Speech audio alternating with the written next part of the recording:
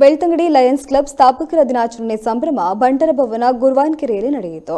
ಬಳಿಕ ಕಾರ್ಯಕ್ರಮಕ್ಕೆ ಆಗಮಿಸಿದ ಲಯನ್ಸ್ ಕ್ಲಬ್ ಜಿಲ್ಲಾ ಗವರ್ನರ್ ಧರ್ಮಸ್ಥಳದ ಧರ್ಮಾಧಿಕಾರಿ ಡಾ ವೀರೇಂದ್ರ ಹೆಗ್ಡೆ ಅವರನ್ನು ಭೇಟಿ ಮಾಡಿದ್ರು.